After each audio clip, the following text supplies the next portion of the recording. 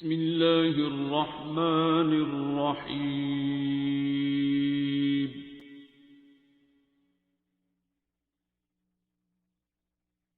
अर्रहमान।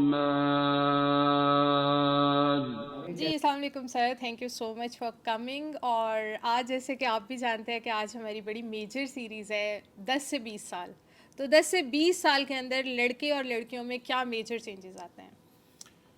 अस्सलातु वस्सलामु अलैका या रसूलल्लाह वला आलिका वस्हाबिका या हबीबल्लाह। आपने खुद ही लफ्ज़ बोल दिया लड़के और लड़कियां। तो 10 से 20 में सबसे पहली जो चेंज आ रही होती है वो बच्चा और बच्ची जो है वो लड़का और लड़की लड़कपन स्टार्ट हो रहा होता है। जवानी का शबाब का आगाज़ होता है। और आपको पता है जवानी दीवानी होती है, तो दीवानगी का आगाज़ भी हो रहा होता है। बेबी जब पैदा होता है तो इसमें दो बेसिक इंस्टिंक्ट्स होते हैं। जिस मर्ज़ी मज़हब का हो, जिस मर्ज़ी रंग का हो, जिस मर्ज़ी नस्ल का हो, उसकी जो एक्सटर्नल अपीयरेंस है उस पर उसको मेल या फीमेल, बॉय या गर्ल लेबल किया जाता है। और खुदा न खास्ता अगर वो मिक्सड है, ट्रांसजेंडर है, तो एक अलग चीज़ है, एम्बिगस जेनिटेलिया हो। लेकिन मेजॉरिटी जो है उसकी बात हो रही है, नॉर्मल की बात हो रही है। तो उनमें बेसिक दो ही इंस्टिंक्ट होते हैं नेचर की तरफ से। वो सोते हैं, 23-23 घंटे सोते हैं छोटे बच्चे जो होते हैं सिर्फ, और दूसरी चीज़ के लिए वो उठते हैं खाना और पीना। शुरू में तो उन्हें पीना ही पता होता है, चाहे वो माँ की फीड है या उन्हें टॉप फीड दी जा रही है या नहीं दी जा रही, जो भी है। तो खाना और सोना, इसी में वो बड़े होते हैं। उनकी बॉडी अभी बन रही होती है, हालांकि बच्चा पैदा हो जाता है। लेकिन अगर आप सूरह इंसान की पहली 3 आयतें देखें तो अल्लाह ने पूरी साइंस डिस्क्राइब कर दी है उसमें कि मैंने इसको मिले जुले नुतफ़े से पैदा किया है। एक और जगह कह रहा है कि ऐसा टाइम इस पे रहा है कि जिक्र करते हुए हया आती है। मतलब वही कतरा आपका कपड़ों पे लगा हो या आपको शक ही हो, आप पब्लिक में कैब नहीं आके थे, मैं ज़रा फ्रेश हुआ हूँ, मैं ज़रा चेंज कर रहा हूँ। ये इंसान का स्टार्ट है। हाफ सेल, हाफ सेल, आधा बाप का आधा माँ का, हाफ सेल। वो माँ के पेट में जब ग्रो करता है, पैदा हो जाता है, हम कहते हैं लड़का पैदा हुआ, लड़की पैदा हुई है जी, boy, baby boy, it's a girl. लेकिन अल्लाह क्या कह रहा है? कहता मैंने इसे मिले जुले नुस्खे से पैदा किया, पैदा हो गया ये, और अब इसके आज़ाद सीधे किए। तो ये माँ के पेट में नहीं मुकम्मल बन गया होता। तो ये 12 साल की एज तक इसकी हड्डियाँ जुड़ती हैं, ठीक है, 10 to 12 में, और कंप्लीट हो रहा होता है। दूध के दांत जाते हैं, दूसरे दांत आते हैं, पहले दूध के आते हैं, फिर आपके परमानेंट टीथ आते हैं। इसी तरह इसके जॉइंट्स जुड़ना शुरू होते हैं, और बोन्स जो हैं 3-3 पीसेज में होती हैं जो लॉन्ग बोन्स हैं, तो इनके दोनों एंड्स भी जुड़ना शुरू होते हैं। इसकी हाइट एक सर्टन अटेन करता है। इसी तरह इसके सेकेंडरी सेक्सुअल करेक्टर्स डेवलप होना शुरू होते हैं। अगरचे वो लड़का लड़की होता है, लेकिन लड़का जो है उसके अंदर जेंडर स्पेसिफिक, और लड़की के अंदर हार्मोन्स, बॉयज़ में टेस्टोस्टेरोन लेवल्स ऊपर आना शुरू होते हैं। जो पहले भी मौजूद होते हैं वो एड्रीनल से होते हैं, जो ग्लैंड्स किडनी के ऊपर होते हैं, दोनों तरफ, दोनों लड़के लड़की में। लेकिन फिर उनके जो सेक्सुअल गोनेड्स हैं, टेस्टीज या ओवरीज, ये अब ईस्ट्रोजन या टेस्टोस्टेरोन प्रोड्यूस करना शुरू करते हैं, और उससे एकदम से सर्ज आती है। लड़कियों में ये डिफरेंस है, और अब वो लड़की बनती है, वो बच्ची से लड़की बनती है, और उसकी बॉडी ख़ास गोलाइयाँ उसकी डेवलप होती हैं, ब्रेस्ट और उसकी बट और वो सारी पेल्विस की एक ख़ास शेप डेवलप होना शुरू होती है।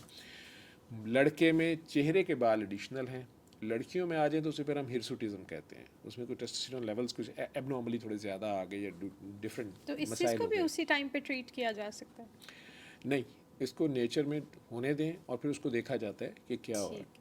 है। लेकिन उसमें डाइट्स का, कल्चर का, उसके घर के माहौल का, स्ट्रेस का बड़ा रोल है, ठीक है।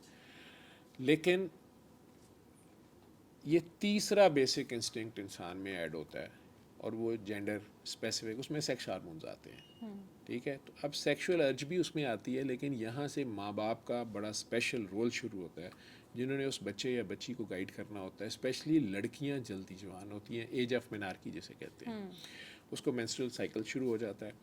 आजकल के दौर में तो 9-10 ईयर्स की एज में भी शुरू हो जाता है। अमेरिका में आज से 100 साल पहले जो उनकी एज ऑफ मिनार्की थी वो 15 to 16 ईयर्स थी, अब उनकी 10 to 13 ईयर्स पे आ गई है। ठीक है, उसमें फास्ट फूड का बड़ा रोल है।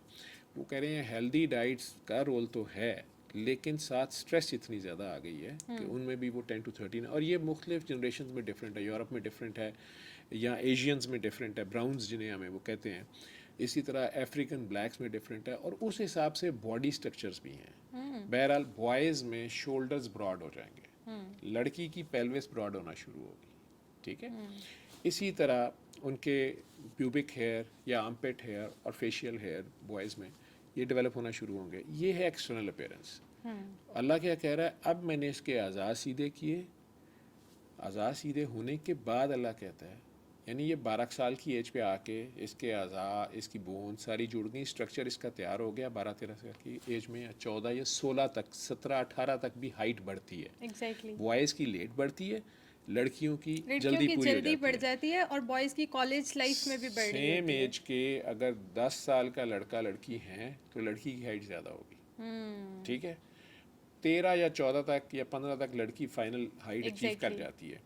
लड़के जो हैं ये 17-18 में एकदम से तेज़ी से जाएंगे, तो 10 और 20 के दरमियान तकरीबन 1 फुट तक हाइट बढ़ती है। इसी तरह तकरीबन 30 to 40 kg वेट बढ़ता है नेचुरली, जो उसकी बॉडी का, जो 9 साल की एज में उसका था वो 20 तक आते हुए उसमें 30-40 kgs ऐड होते हैं नेचुरली जो होने हैं। हाइट, स्ट्रक्चर भी, बोन्स की स्ट्रेंथ भी, सारी चीज़ें। तो अल्लाह तीसरी आयत साथ ही कहता है, इसके आज़ाद सीधे किए और अब इसको देखता सुनता बनाया। हालांकि वो तो पैदा होने से देख सुन रहा है, लेकिन अल्लाह कहता है अब इसको देखता सुनता बनाया। तो आपने पूछा 10 और 20 के दरमियान क्या है, तो इसमें उसमें शऊर आना शुरू होता है, माइंड डेवलप होता है।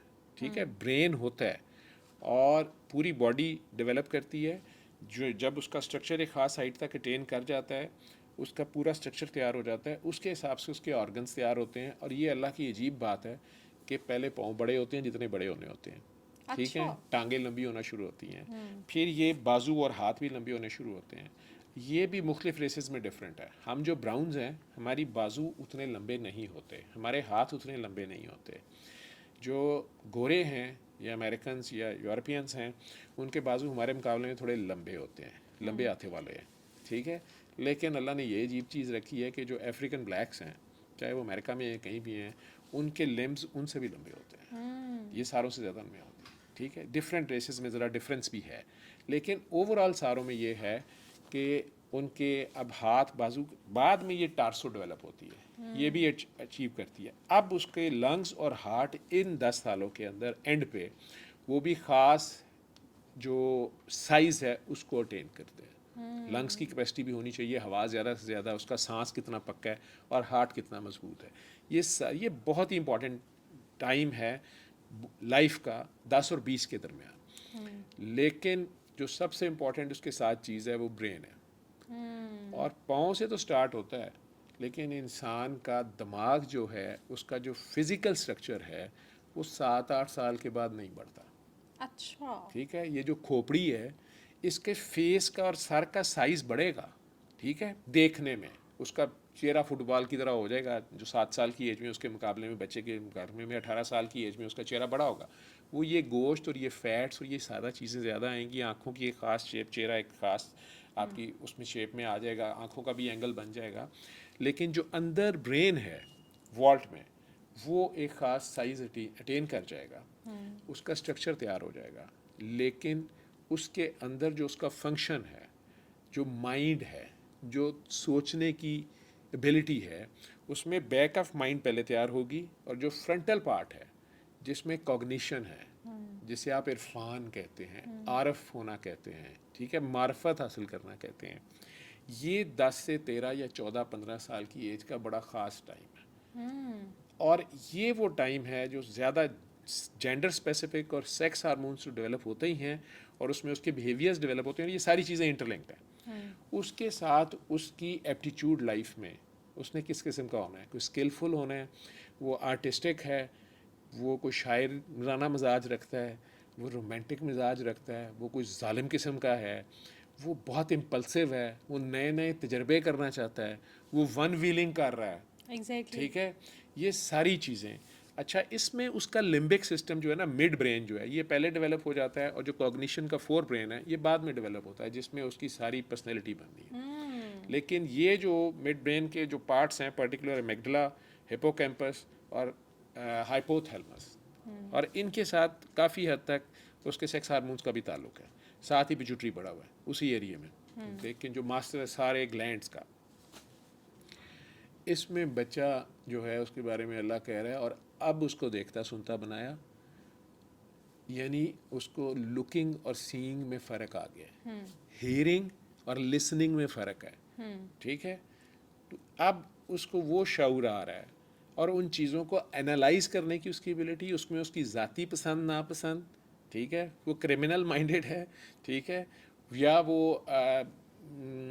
अकेला आइसोलेशन में रहना पसंद करता है, अलूफनेस उसको पसंद है, वो अकेला हीरो बनना चाहता है, या वो एक टीम को साथ लेके चलता है, वो दूसरों का ख्याल रखता है ये या सब नहीं इसी एज रखता। में जाहिर होगा। इस एज में उसके अंदर ये सारी चीज़ें उसको दी जा रही हैं। अब वो उसमें प्रेफरेंसेस क्या रखता है, उसमें एक्सटर्नल फैक्टर्स भी काउंट करेंगे, उसके माँ बाप की इनपुट काउंट करेगी, जिसे रिस्क हलाल कहते हैं, पॉजिटिव थिंकिंग, पॉजिटिव अप्रोच। वो जिस माहौल में है, जिस घर में है, उसमें अगर उसको यही बताया जा रहा है, इकट्ठे रहते हुए भी बताया जा रहा है कि ये ताई माँ भी दुश्मन है, चाची जादू कर देगी, उनके घर से पानी ना पीना, इनके फ्रिज से ये ना ले लेना, ये सारा कुछ उसके अंदर आप फीड कर रहे हैं, और वो खौफ और इनहिबिशंस जो डेवलप कर रहे हैं, जो कि नहीं डेवलप होती।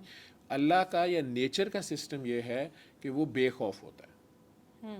आप 5, 6, 7 साल के बच्चे के पास वो खौफ नहीं होते, वो नए नए तजर्बे करना चाहता है। इस तरह 10 और 20 के दरमियान भी वो इम्पल्सिव होता है, वो नए तजर्बे करना चाहता है, वो अपनी एक इंडिविजुअल आइडेंटिटी मनवाना चाहता है, वो कुछ करके दिखाना चाहता है, कुछ डिफरेंट करना चाहता है। तो उसकी जो ज़ाती पसंद है, जिसमें उसका ज़्यादा इंटरेस्ट है, ब्रेन उस तरह डेवलप हो रहा है, उस ब्रेन की डेवलपमेंट को आप सारा ख़राब कर सकते हैं उस पर पाबंदियाँ लगा के, उसको खौफ डाल के, ठीक है, नाइस। फेलियर्स के खौफ, क्योंकि आपकी ज़िंदगी के, अब्बा जी की ज़िंदगी के जो तजर्बे हैं वो फेलियर्स हैं, अम्मा के फेलियर्स हैं, या अम्मा अब्बा खुद डरे हुए हैं, उन्हें जिन भूत और जादुओं से फुर्सत ही नहीं है कि ये उसने कर दिया, वो उसने कर दिया, उन्होंने खुद 50 साल की उम्र तक आते ये माना ही नहीं है कि ये उन्होंने खुद किया है, या उनकी भी कोई गलतियाँ हैं, या उनकी भी कोई शॉर्ट कमिंग्स हैं, ठीक है, या उन्होंने अपनी किसी चीज़ की भी गुर्बत को, चाहे वो इल्म की गुर्बत है, पैसे की गुर्बत है, या हुस्न की गुर्बत है, या रंगत की गुर्बत है, उसको भी उन्होंने अपनी एक अपने ऊपर इन्फीरियरिटी कॉम्प्लेक्स बनाया हुआ हावी करके कॉम्प्लेक्स है, में ये आई और वो कॉम्प्लेक्स उस सारे बच्चे बच्चों में में डाल दिया। ट्रांसफर कर देंगे, उस अदरवाइज बच्चे में ये नहीं है। बच्चे का लिम्बिक सिस्टम जिस वक्त डेवलप हो रहा है, उसमें नए नए तजर्बे करने की बहरहाल है, वो सेक्शुअल परवर्शंस में भी जा सकता है, क्योंकि उधर से सेक्शुअल हार्मोन्स भी आ रहे हैं। तो ब्रेन के स्ट्रक्चर में मेन जो चीज़ डेवलपमेंट हो रही होती है 10 और 20 के दरमियान, एक उसके जेंडर के रिलेटेड उसकी हार्मोनल चेंजेस जो आ रही हैं, लड़कियों ने एज ऑफ मिनार्की अचीव की, और उनके ऊपर उसके साइकोलॉजिकल इफेक्ट आएंगे, और अगर उसके वो क्या पीयर, इफेक्ट आते हैं जब लाइक पहली दफा अब एक लड़की इस बच्ची, प्रोसेस से उसमें यही गुजरती देख है? लें कि अगर 10 साल की बच्ची को मेंसेस शुरू हो गए, उसकी बाकी क्लास फेलोज को नहीं है, या उसके अगर वो एक जॉइंट फैमिली सिस्टम में रह रही है, उसकी बाकी कजन सेम एज की उन्हें अभी नहीं है, तो वो परेशान हो के, अगर उसकी माँ उसके साथ दोस्त नहीं है, अगर उसकी माँ ने उसे गाइड नहीं किया, या उसकी कोई दोस्त इस तरह की है जिसके ऊपर वो ज़्यादा ट्रस्ट करती थी, उसने उसे डरा दिया कि ये तो बीमारी होती है, ये तो तुम दोज़ख में जाओगी, ये तो कुछ तुम्हें हो गया है, या उफ, ये इतना बड़ा टाबू है कि तुमने अम्मी से भी बात नहीं करनी, एग्जैक्टली इस ठीक है। एज में ना जो मेजर एक चीज़ है कि बच्चे अपने पेरेंट्स के साथ ओपनली बात नहीं नहीं कर करते। सकते, इवन अगर बेटियों की वो एज भी होती है तो मदर्स भी उन्हें पहले से नहीं गाइड नहीं करती कि गाइड ये करती, प्रोसेस आपको हो सकता है, सकता है। Either you are in school और इन कॉलेज वट एवर, लेकिन वो भी खुल के बात नहीं करती। मल्टीपल चीज़ें उसमें फैक्टर आ तो जाएंगे ना, माँ जो है वो बेचारी जॉब कर रही है, उसे पता ही नहीं है, हाँ, या माँ के अब्बा के नाल ही फड्डा पे है, वो 2 शादियां कर रहा है, वो किसी और चक्कर में, या माँ उसके फ़ोन को घेर उसमें चुड़ैलें पकड़ने के चक्कर में पड़ी हुई है, बेटी के सर में से जुएं नहीं पकड़ रही, ठीक है, तो वो सारे मसले आएंगे ना। लेकिन इसलिए मेरा ये सारी बात को एलेबरेट करने का मकसद ये है कि ये इंतहाई क्रूशल टाइम है, पेरेंटिंग का रोल इसमें बड़ा इम्पोर्टेंट है, ठीक है। 7 साल तभी की आप उम्र एक तक तो आप अच्छा उसके साथ हेल्दी खेल रहे थे, अपना ठीक जो है, बच्चा है वो ग्रो कर सकते ग्रो हैं। कर सकते हैं। अब जब वो एज ऑफ मिनार्की को लड़की पहुंच गई है, या एज ऑफ स्पर्मार्की उसके कहते हैं लड़कों में, वो ज़रा लेट आती है, वो 13 से 15 में आ जाएगी, ठीक है, नाइट फॉल्स अगर उसे होंगे वो लेट होती है लड़कों में। लेकिन लड़के को भी नहीं कोई बताता, उसको भी नहीं पता होता। अब उसको उस तरह के दोस्त को मिल गए हैं, या वो उसको ये स्नब करी जा रहे हैं कि तुम्हें नहीं ये होता, वो साइको हो जाएगा, ठीक है। और वो उल्टी सीधी बातें उसको सुना रहे हैं, या 4 बंदे मिल गए हैं आपस में, ठीक, तो वो तो साइको केस हो जाएगा। अच्छा भला पढ़ता पढ़ता वो फंस जाएगा कि यार मेरे में पता नहीं कोई डेफिशिएंसी हो गई है, या ये मेरी कोई कमी है शायद, ठीक है। अब अगर वो माँ और बाप उसके दोस्त हैं, फ्रेंड्स बनना है, आपने 12-13 साल की उम्र के बच्चे का अपने का दोस्त बनना है। आप उसकी अगर बेस्ट फ्रेंड हो, वो आप में कन्फाइड करे, ठीक है। आप हर चीज़ को फॉर ग्रांटेड ना लें। और ये चीज़ें मैं अपनी गलतियों से सीख मैं बता रहा हूँ, ठीक है। हाँ, हया आप रखें साथ, एक बाप और बेटे का या माँ और बेटी का अगर कोई थोड़ा डिस्टेंस है वो ज़रूर रहे मेंटेन, लेकिन जो उसकी रियल नेसेसरी नीड्स हैं, अगर उसके दांत ही लेट आए हैं या उसका टूट गया है, कितने जतन आप करते हैं कि सिद्धांत कहते कोई नहीं, रात को तुम सो रहे थे ना तो वो परी ले गई जी, ठीक है, वो ये तुम्हारे तकिए के नीचे रख गई, अब ये नया आएगा ना, वो पैसे रखें, ये करते हैं ना। तो ये भी अगर उसकी बॉडी में चेंज आ रही है, उसके फेस पे हेयर ही आ रहे हैं या नहीं आ रहे, दूसरे क्लास फेलोज के आ गए, वो बेचारे को वो छेड़ते हैं खोदा खोदा, तो उसको आप प्यार से बताएं कि यार मेरे तो अपने लेट आए थे, आ जाएंगे, ये सारी ज़िंदगी की खेती है, आ जाएगी। तो आप उसे कॉन्फिडेंस तो देना, ताकि वो अपनी पढ़ाइयों की तरफ फोकस कर सके या अपने दूसरे कामों की तरफ। उसमें साथ एक्सरसाइज बड़ी ज़रूरी है, उसमें साथ हेल्दी जो है ना डाइट। ये हम अपने बच्चों से जुल्म कर रहे हैं और बच्चे अपने साथ जुल्म कर रहे हैं। ये जो फास्ट फूड्स और फैटी फूड्स ले रहे हैं, ये सारी की सारी उनके हार्मोनल इम्बैलेंसेस में, उनकी बॉडी ग्रोथ में, ये सारी की सारी बहुत नेगेटिव रोल प्ले करती है। ओबेसिटी अब इन बच्चों में आ गई है, तो हमारे मुल्कों में मोटा होना सेहत समझी जाती है नहीं। और उनकी फ़िज़िकल एक्सरसाइज खेल, गरीब का बच्चा ना सड़क पे दौड़ी लगा ले, और आप देखिएगा गरीबों के बच्चे जो हैं वो फिज़िकली स्ट्रांग होते हैं, उनकी डाइट इतनी अच्छी नहीं होती, क्योंकि उनकी फ़िज़िकल एक्टिविटी अच्छी होती है। उनके माँ बाप उन्हें ज़्यादा फियर्स में नहीं डालते, उन्हें पता होता है कि ये स्ट्रीट स्मार्ट होगा, इसने फ़ाइट करके रोज़ी रोटी कमानी है, कुछ करना है, तो इसको कुछ करने दिया जाए, उस पर रिस्पॉन्सिबिलिटीज़ भी लाते हैं साथ, ठीक है। नेचर आपको ग्रो ज़रूर कर रही होती है, लेकिन जो ज़्यादा पढ़ी लिखी क्लास है, मैंने ये देखा है कि वहाँ पे कभी कभी उन्हें कहना ही पड़ता है। मुझे वो पठानों का बड़ा अच्छा मुझे फार्मूला लगता है, ट्रकों के पीछे जो लिखा होता है कि अकला नहीं तो मौजा ही मौजा। तो ये बच्चों के मौज की एज होती है, उन्हें अकल आई जानी होती है, उन्हें आप प्यार से गाइड ज़रूर करें, उन्हें अल्लाह रसूल का या डूज़ एंड डोंट्स ज़रूर बताएं, और उन्हें पॉजिटिव फ्रेम ऑफ माइंड में रखें। उनमें फियर्स और उनमें गिल्टी कॉन्शियसनेस जो है ये ना डालें, नहीं तो यही वो एज है जहाँ से OCD, बाइपोलर डिसऑर्डर, शिज़ोफ्रीनियाज, ठीक है, एंजाइटी, डिप्रेशन, स्ट्रेस, ये सारे यहाँ से डेवलप होते हैं। चूँकि जब उसका ब्रेन ये डेवलप हो रहा है, तो जो एक सेकंड स्ट्रक्चर ऑफ फाइनल जिसे कहते हैं ना, फाइनल ट्यूनिंग, फाइन रिफाइनमेंट, जिस तरह आप लोग फाइनल हर चीज़ आपकी तैयार होती है, उसके बावजूद हर पॉडकास्ट से पहले आप लैंप की पोजीशन तक बालों की एक एक बाल को सीधा कर रहे होते हैं। इस तरह ब्रेन की फाइनल जो सारा का सारा ये है इलेक्ट्रिकल स्ट्रक्चर ब्रेन जो है, ठीक है, और हार्मोन्स भी इसके साथ रिलेटेड है सारे। तो इसकी जितनी तारें हैं ना, एक उनके कनेक्शंस, ठीक है, ये 3 ट्रिलियन सेल्स हैं, इनमें से हर एक का डिफरेंट फंक्शन है। और फंक्शनल MRI, कलर्ड MRI आने के बाद इंसान को पता चला कि ब्रेन के एक एक मिलीमीटर का या उससे भी नैनोमीटर का डिफरेंट समटाइम्स फंक्शन है, और वो स्ट्रेस में कैसे बिहेव करता है, अच्छे और बुरे में ब्रेन का कौन सा पार्ट बिहेव कर रहा है, उसमें नेगेटिव थिंकिंग क्या रोल प्ले करती है और उसके अंदर पॉजिटिव थिंकिंग क्या रोल प्ले करती है। इसमें एक चीज़ और लोगों को हिंट दूंगा, माँ बाप को हिंट दूंगा, अपने बच्चों को ना गाहे बगाहे नेकियां कमाने की तलकीन किया करें। नेकियां वो नहीं हैं कि वो इबादत शुरू कर दें, तस्बीहां पकड़ लें या मुंह मशरिक या मगरिब को कर लें। अल्लाह ने मना, कुरान में कह दिया कि नेकी मुंह मशरिक या मगरिब करने का नाम नहीं है। सिखाएं उसको इबादत, जिस भी रिलीजन से आप, उसे एक्ट्स ऑफ काइंडनेस सिखाएं, उसे रैंडम एक्ट्स ऑफ काइंडनेस सिखाएं। किसी जानवर की हेल्प कर देना, किसी बूढ़े की हेल्प कर देना, किसी बड़े के लिए जो है थोड़ी जगह छोड़ देना, अपने कलीग्स, अपने पीयर्स को जो है वो हेल्प आउट कर देना, और पीछे मुड़ के भी ना देखना। साथ बच्चों को सिखाएं कि एक्सपेक्ट नहीं करना, उन्होंने एक्सपेक्ट अल्लाह के सिवा किसी को नहीं करना। ये आप तब सिखा सकते हैं, ये फाइनल की आपको दे देता हूँ कि वो आप खुद करते होंगे। बच्चे नकाल होते हैं, बंदर से बड़े नकाल होते हैं, बच्चे देख के सीखते हैं। आपने जो उनसे कराना है लेक्चर ना दें, वो करके दिखाएं उन्हें, तो वो करते जाएंगे। लेकिन ये जो 12 के बाद का दौर है ना, टीन्स जिन्हें आप कहते हैं, ठीक है, इसमें उसने तजर्बे करने ही करने हैं, इसमें उसने अपने नए नए एक्सपेरिमेंट्स करने हैं। आप उसे ज़्यादा डराएं नहीं, लेकिन वार्न कर दें, ठीक है, वन व्हीलिंग तक ना जाए। और यही वो दौर है जहाँ से सब्सटेंस अब्यूज़ शुरू होगा, सेक्सुअल परवर्शंस भी यहाँ से शुरू होंगे। अर्ली सेक्सुअल एक्टिविटी उसके ब्रेन को डैमेज कर देगी, उसकी बॉडी स्ट्रक्चर के डेवलपमेंट को डैमेज कर देगी, ठीक है, उसके हार्मोनल इम्बैलेंसेस क्रिएट करेगी और बाकी डिजीज़ में भी ले जाएगी। एट द सेम टाइम जब फिर अब वो नेगेटिव थिंकिंग में जाएगा, स्ट्रेस में जाएगा, डिप्रेशन, एंजाइटी और साइकोसिस में जाएगा, तो अब वो सब्सटेंस अब्यूज़ शुरू करेगा। और हमारे स्कूलों में बड़े प्लानिंग से दूसरी नेशंस जो होती हैं, जो एक इंसान है, हर अच्छे बुरे कहते हैं ना, हर जगह होता है, हर मज़हब में, हर कौम में, हर मुल्क में इंसान भी हैं और नफसान भी हैं। ये शैतान से ज़्यादा ख़तरनाक होते हैं, ये जो नफसान होते हैं।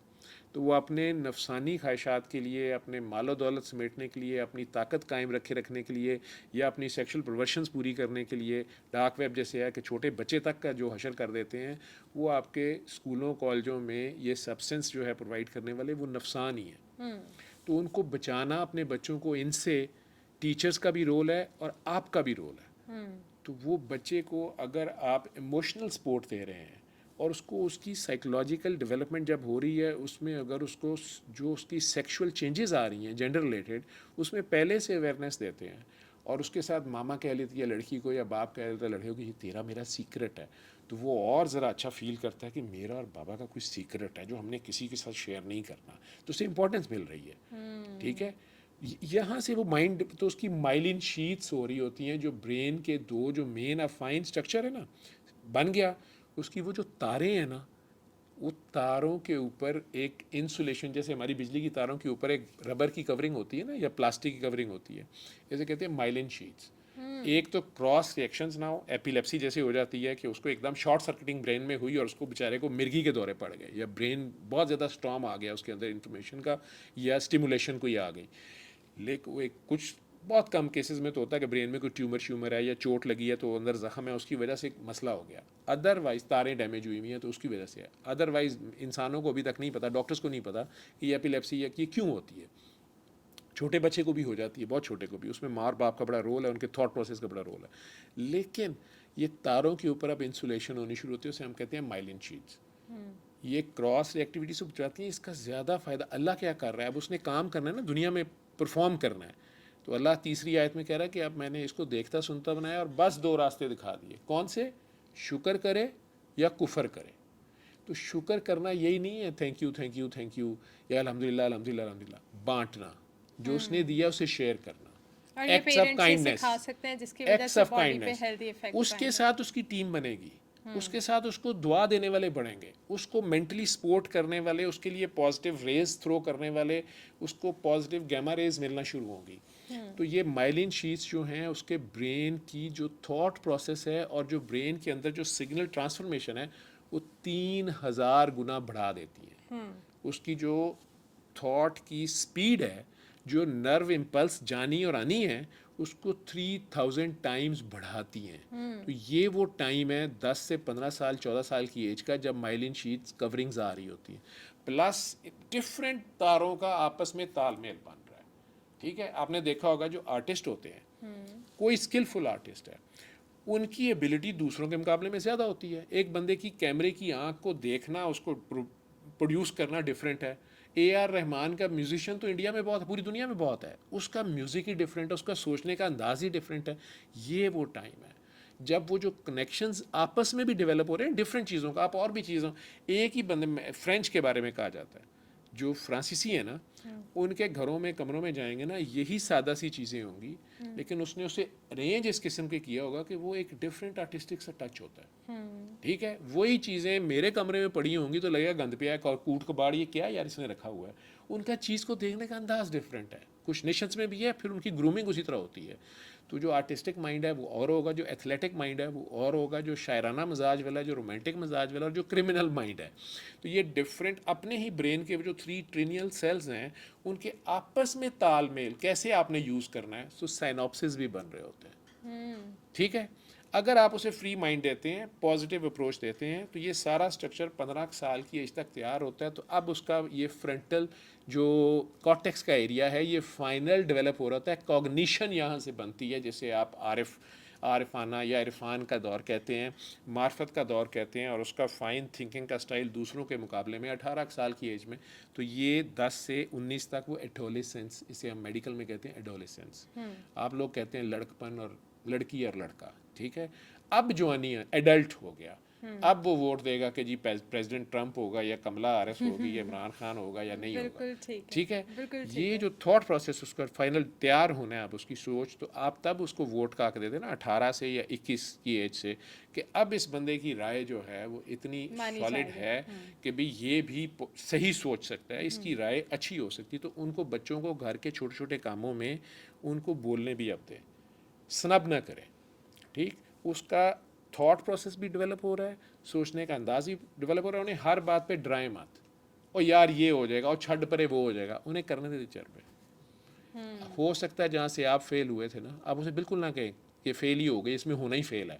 वो ऐसी साइड से चलेगा और आप देखेंगे कि ये जो छोटे लोग होते हैं ये रिस्क बहुत ज़्यादा लेते हैं। बच्चे बड़े बेखौफ से होते हैं ना, दीवार पे चढ़ी जा रहा है, वो क्या रॉक क्लाइंबिंग कर रहा है, पुट्ठे काम कर रहा है, जो बाद में नहीं आप करते, आप डरते हैं। वन व्हीलिंग कर रहा है, कोई भी तजर्बे कर रहा है, ग्लाइडिंग कर रहा है, पैराग्लाइडिंग कर रहा है, नए से नई चीज़ें ला रहे हैं।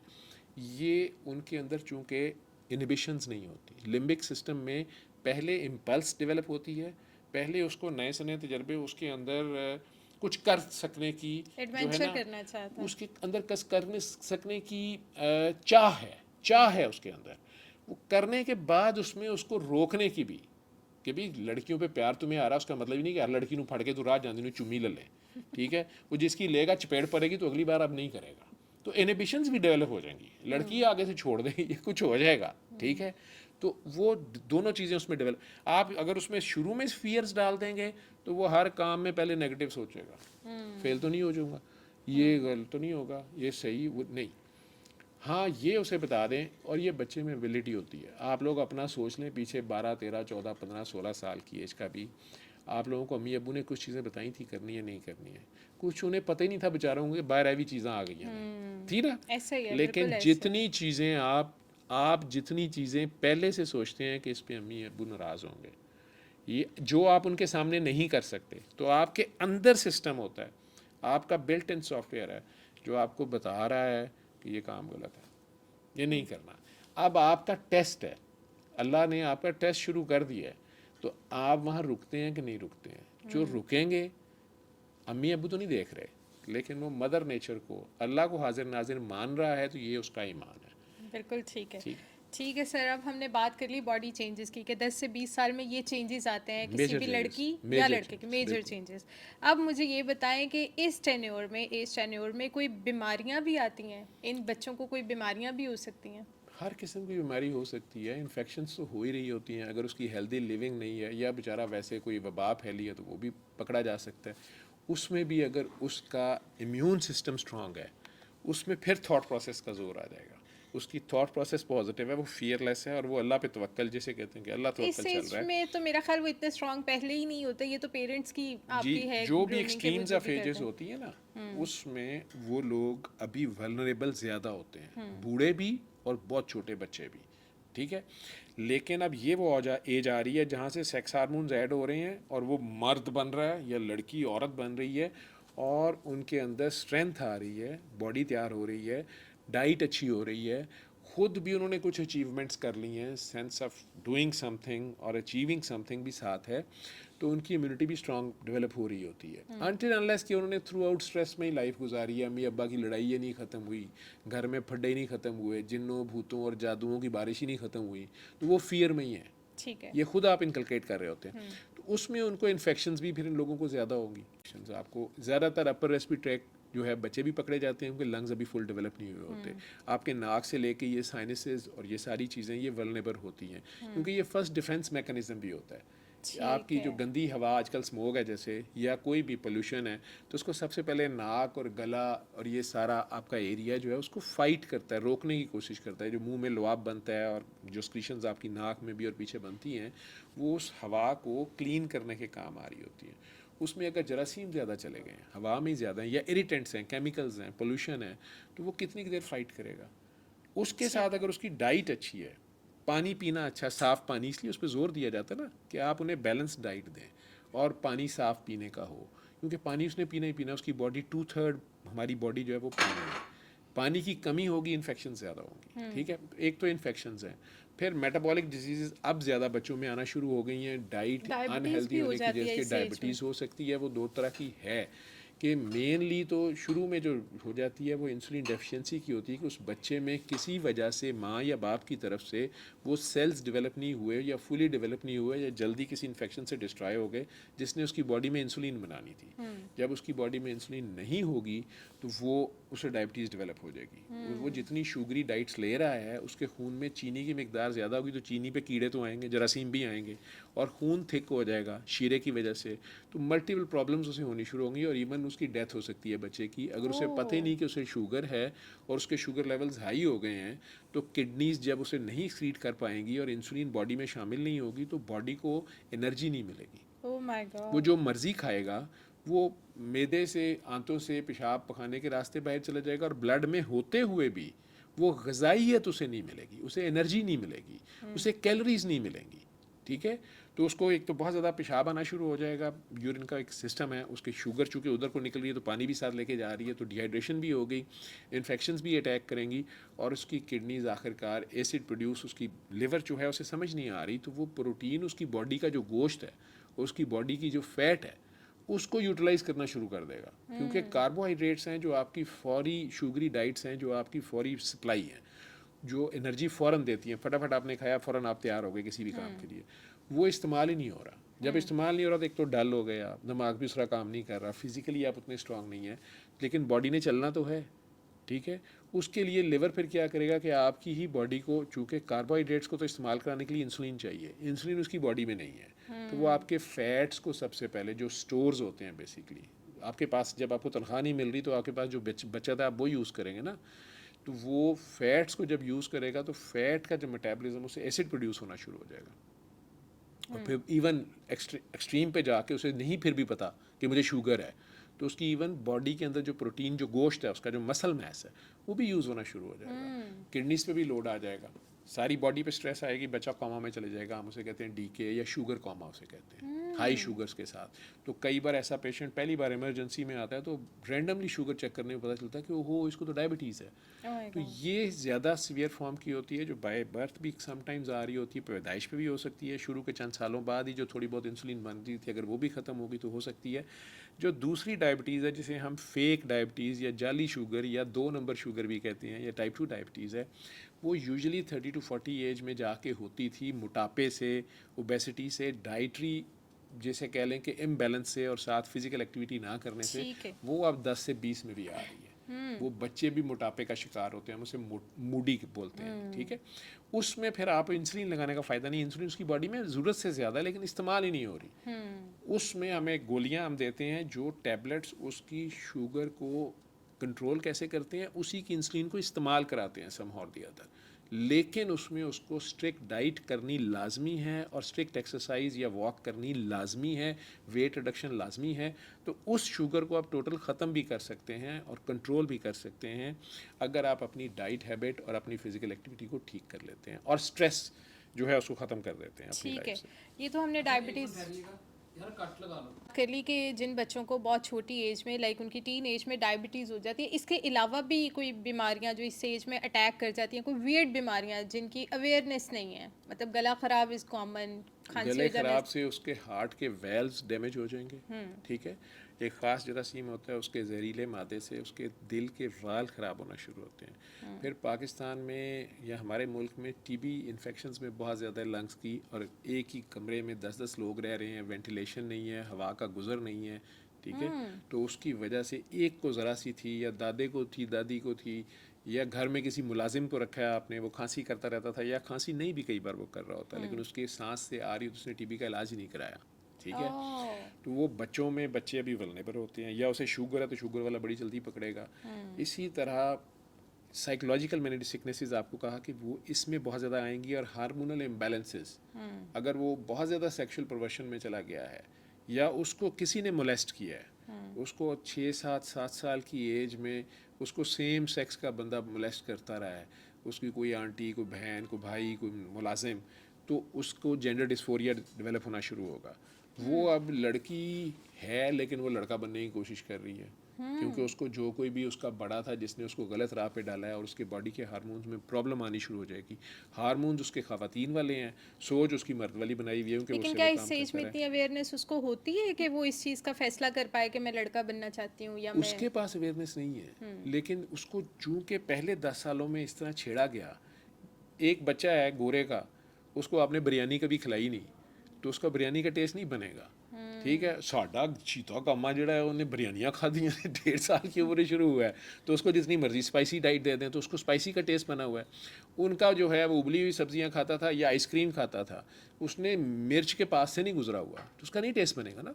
लेकिन अगर आप एक बैलेंस, इसी को कहते हैं ना कि दोनों चीज़ें हों, और सारी, और जो आपकी मेन चीज़ है उसको आप फॉलो करें, तो ये माँ बाप ने ध्यान रखना होता है। ये कई बार जो माँ बाप आपस में लड़ते हैं, या सिंगल पेरेंट हो जाते हैं, या सेपरेशंस होती हैं, या दोनों ही काम पे गए हुए हैं, बच्चा मेड पे छोड़ा हुआ है, या घर के किसी अपनी तरफ से किसी बड़े ट्रस्टेबल दादे दादी, नाने नानी, खाला, मामू, फूफो, चाचा, या बड़े बहन भाई पे छोड़ा हुआ है, लेकिन वो स्लिप हो गया और उस बच्चे को उसने किसी गलत साइड पे लगा दी। ये ड्राइवर साहब के साथ अकेले भेज रहे हैं और वो उसे गोदी में बिठा के ड्राइविंग सिखा रहा है और उल्टी सीधी हरकतें बता रहा है, उस बच्चे को तो नहीं पता चलेगा, उसके लिए भी एडवेंचर्स है, उसको पता नहीं है। और साथ उसने उसे डरा दिया कि किसी को बताना नहीं है, किसी को ये नहीं करना। तो जब वो 10-12, मैंने कहा ना कि वो 12-13 में जब आता है, अचानक उसे पता चलता है ये सब गलत था, और ऊपर से घर का माहौल ऐसा है कि वो बता नहीं सकता, उल्टा वो ही मुजरम बना दिया जाएगा। अगर वो शुरू में बताने की कोशिश करता है किसी बड़े के बारे में, तो उसको स्नैप कर दीजिए कि तुम बकवास कर रहे हो, तुम्हारी सोच ही गलत है, तुमने गंदा सोचा है, तब भी वो मुजरिम है। आप उसकी बात नहीं सुन रहे।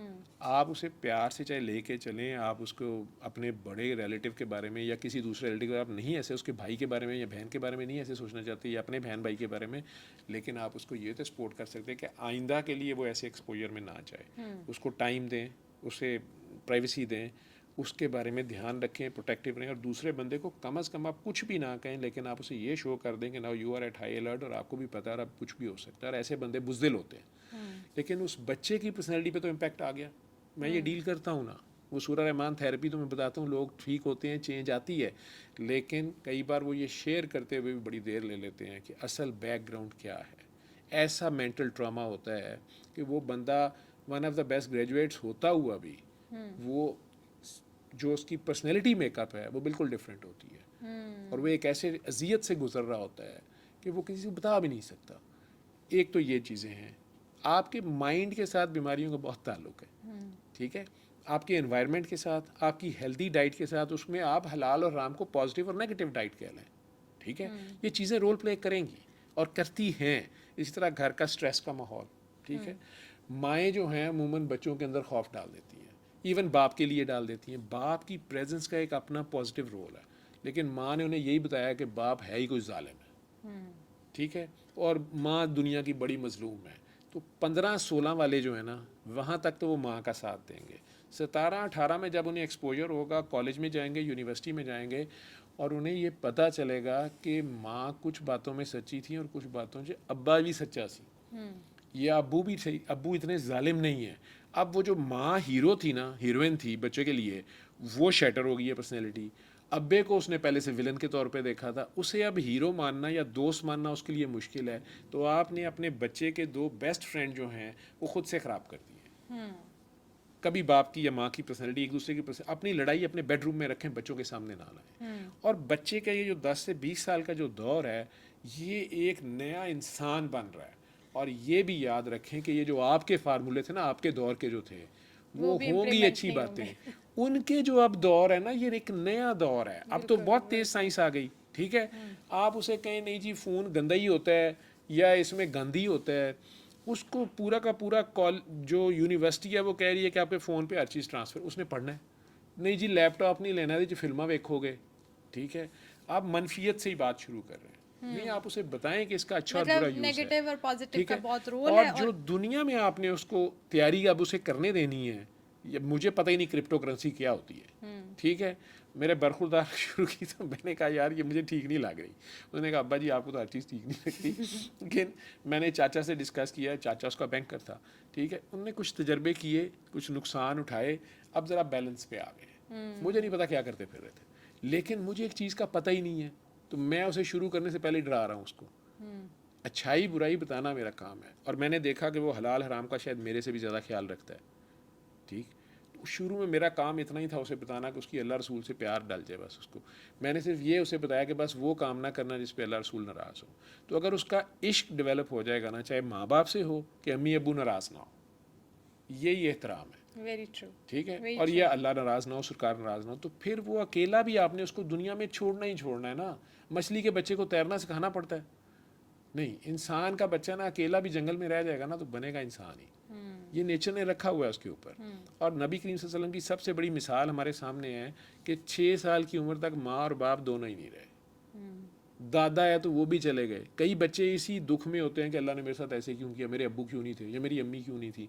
नहीं, नबी पाक एक उसके सामने एग्जांपल होगी कि वो 8 साल की एज में तीसरा बंदा जो उनका प्यार जो उनसे प्यार करता था अल्लाह ने वो भी ले लिया, still he is one of the best, बल्कि he is the best personality, बेशक। ठीक है। तो वो टोटल ट्रस्ट करते रहे उस अननोन फोर्स को, और उसको फिर ढूंढना शुरू हुए जिसने कई जगह उन्हें सपोर्ट किया। इसी तरह आपका बच्चा भी कई जगह पे उसको सपोर्ट मिलती है तो वो फील करता है कि ये कौन है जिसने मेरी हेल्प की है, तो उसका फिर वो लिहाज भी करना शुरू करता है, ठीक है। उसके लिए उसको कंसर्न बनते हैं कि नहीं मैंने अल्लाह को नाराज़ नहीं करना, या मैंने ये करना ये नहीं करना, और उसके अंदर बिल्ट इन ये सॉफ्टवेयर होता है कि this is right and this is wrong. आप बिल्कुल उतना ठीक उससे है। अवेयरनेस दें, तो बीमारियां जो बाकी हैं होने को, वो सारी बीमारियां उसको हो सकती हैं। अगर उसे कोई स्ट्रक्चरल डिफेक्ट है किडनीज़ में, स्टोन्स भी बन सकते हैं, डाइट अगर उसकी ठीक नहीं है, उसकी किडनी फेलियर भी हो सकता है। कुछ तो जेनेटिक डिजीज़ हैं, कुछ मल्टीपल डिजीज़ हैं जो बाय एज भी आ रही होती हैं। मैं फिर वही कहूँगा, सोच, अच्छा माहौल और अच्छी डाइट, ये 3 चीज़ों का बहुत रोल है। और प्लस उसको कुछ करने दें, उसे खौफ ना डालें, उसे हर बात पे रोकें ना, लेकिन उसके दोस्त बने। ये बड़ा ही क्रिटिकल फेज़ है। आप उसके इतने अच्छे दोस्त हों, माँ बाप या दोनों में से कोई एक, कि वो किसी से भी जो बात उसने छुप के शेयर करनी वो आपसे करे। बिल्कुल ठीक है। अच्छा सर, आपने बात की एपिलेप्सी की, तो मुझे ये बताएं कि एपिलेप्सी भी जो है ना ये वेरी करता है, कुछ में किसी और तरह का होता है कुछ बच्चों में। और मेरा ख्याल है, जहाँ तक मेरा नॉलेज है या जहाँ तक मैंने बच्चे देखे हैं उनको मैंने इसी एज में इसका शिकार होते देखा है, तो इसके बारे में प्लीज़ बताइएगा। नहीं, इसकी डिफरेंट टाइप्स हैं। एक तो इस हिसाब से है कि एक है जनरलाइज्ड, पूरी बॉडी पे इफेक्ट कर जाती है। एक है कि पार्शियल, उसे हम एपिलेप्सी कहते हैं, किसी एक बाजू उसका थोड़ी देर को झटके खाता है। एक एब्सेंस सीजर्स हैं, वो बैठे बैठे गायब हो जाता है, तो उसकी बॉडी झटके नहीं खा रही होती लेकिन ब्रेन के अंदर शॉर्ट सर्किटिंग हो रही होती है। वो एक इसकी टाइप है कि एब्सेंस सीजर्स, कि वो बैठे बैठे गायब हो गया है, वो देखने में उसको झटके नहीं लग रहे लेकिन आपको लगता है वो कहीं सोच में गुम हो गया है, लेकिन अंदर उसके ब्रेन में शॉर्ट सर्किटिंग हो रही होती है, ठीक है।